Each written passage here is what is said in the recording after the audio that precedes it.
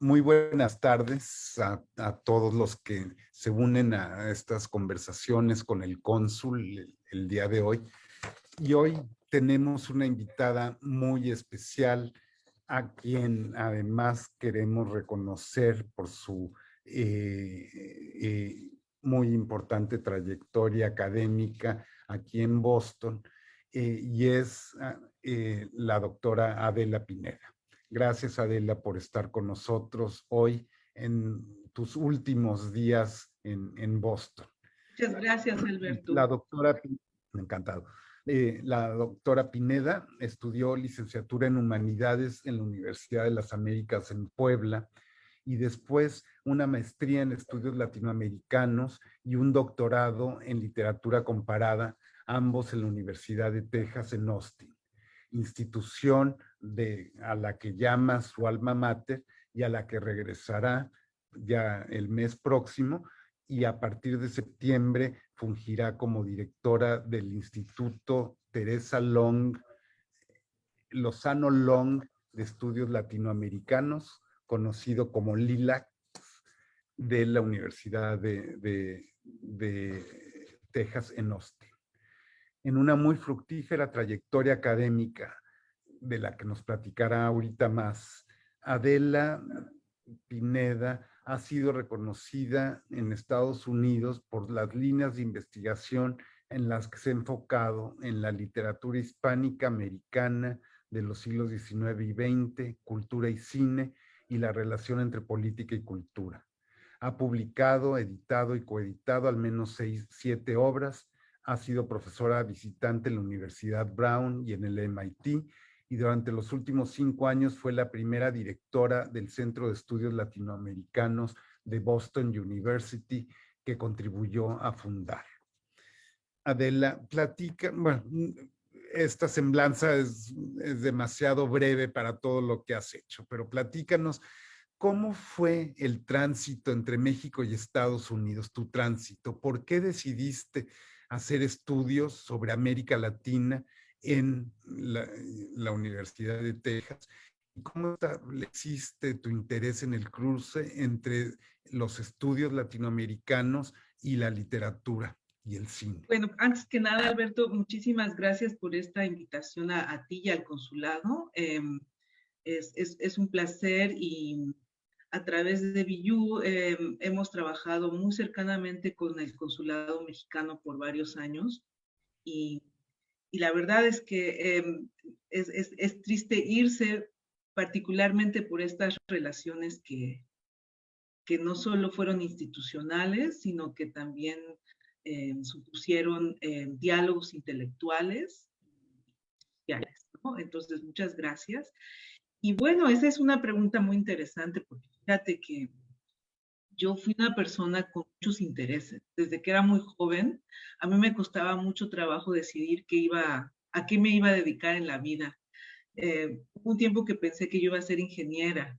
Entonces fue muy difícil, ¿no? Me pasaba de carrera en carrera y era como toda una crisis existencial porque me interesaba intelectualmente la ciencia y las humanidades. Pero con la madurez me di cuenta que no, que mi vocación estaba en las ciencias sociales y en las humanidades. Y en la Universidad de las Américas yo me formé con un gran mentor, un gran profesor que se llama Waldo Lloreda y que era puertorriqueño, pero era una persona cosmopolita de una inteligencia sui generis. Y entonces, bueno, al formarme con él, me di cuenta que la literatura no solamente era el universo de una estética, ¿no? De los libros, de los escritores, sino también era como el puente para hacer conexiones con otros campos, con la historia, con la antropología, con la sociología, y que a partir de la literatura yo podía entender la historia y mi presente de una manera mucho más sensible. Entonces me di cuenta que mi foco iba a ser la literatura, pero no solamente por la literatura misma, sino por esa ventana a otras posibilidades. Cuando terminé la carrera en la UTLA, mi mentor me decía que me fuera a Europa porque él era un gran admirador de la teoría francesa, ¿no? De Barthes, de Foucault, de Deleuze. Pero tuve otro mentor en la UTA que se llamó Edward Simen, que era un americano eh, que tenía muchas conexiones con las universidades norteamericanas. Yo no tenía idea de cómo funcionaban en esa época las universidades norteamericanas. Y él me dijo, mira, allá las becas son muy buenas. Entonces me ayudó a conseguir una beca que se llama la Edie Farmer Fellowship. Y esa beca era para estudiar estudios latinoamericanos. Cuando yo le decía a mis amigos, a mis familiares que me iba a ir a Texas a estudiar América Latina y México, se reían de mí, me decían, ¿por qué te vas a ir a Estados Unidos a estudiarnos, ¿no? A estudiar lo que haces. Entonces yo, antes de irme, pues no sabía, la verdad es que no sabía. Y decía, bueno, pues porque me quiero ir un rato de mi casa. Era como la idea de salir del nido e irse. Y, pero cuando llegué a Texas, me di cuenta que fue una decisión muy acertada, porque la Universidad de Texas, el Instituto de Estudios Latinoamericanos y la Biblioteca Benson no son Texas, no es Estados Unidos, es una, un universo cosmopolita en sí mismo, a donde pude entender o pude desarrollar un concepto de América Latina. Lo viví en las aulas, pero también lo viví en los intercambios con profesores, amigos y colegas. En México, esta idea de América Latina era como un poquito abstracta, ¿no? ¿Qué cosa es América Latina? Pues los brasileños, los cubanos, eh, los argentinos, todos son muy diferentes, ¿no? Es como decir los españoles y los mexicanos, la misma distancia hay entre los mexicanos y los brasileños, ¿no?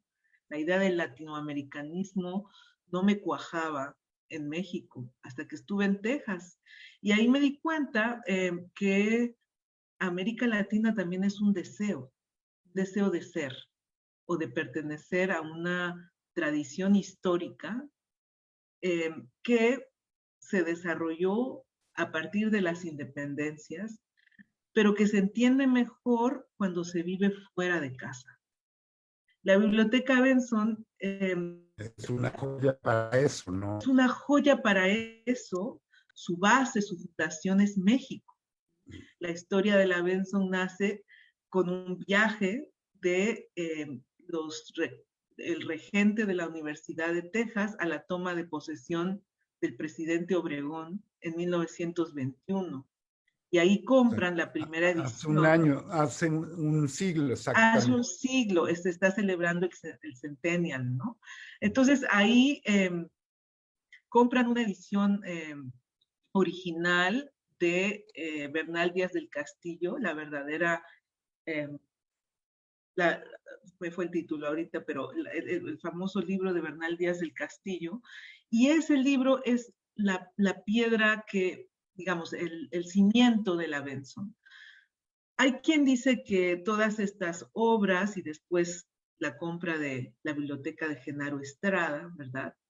Eh, son fugas del país. Yo no lo veo así, porque la Benson abre sus puertas a mexicanos y no mexicanos, a latinoamericanos y no latinoamericanos, y cualquiera puede ir a consultar ahí libros sin costo alguno, ¿no? Entonces creo yo que están bien resguardados y sobre todo ahora hay un gran trabajo de digitalización. Pero bueno, me estoy desviando. La pregunta tenía que ver con por qué me fui a Estados Unidos. Fue una coyuntura, pero ahí aprecié muchísimo mejor mi vocación intelectual. Y llegaste al centro de los estudios latinoamericanos, ¿no?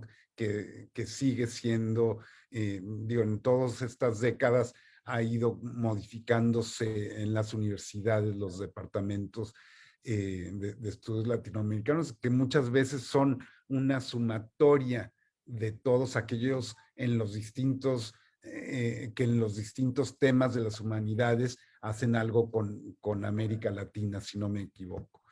Así es, Alberto, y déjame también mencionar que ahí de dialogar con algunos profesores que eran los hacedores, ¿verdad? Los protagonistas de la literatura latinoamericana.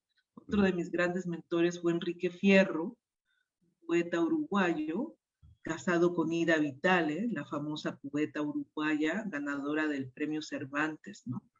Entonces, conocerlos fue una experiencia más allá de la academia, fue navegar sus bibliotecas personales, ¿no? Entender esas bibliotecas desde su perspectiva, que era generosísima. Y también establecer otras conexiones, ¿no? Otro de mis mentores fue un profesor de alemán que se llamaba Christopher Middleton. Christopher es un gran traductor de la poesía alemana al inglés. Entonces, desde su ángulo, pues yo podía también entender a Rubén Darío, ¿verdad?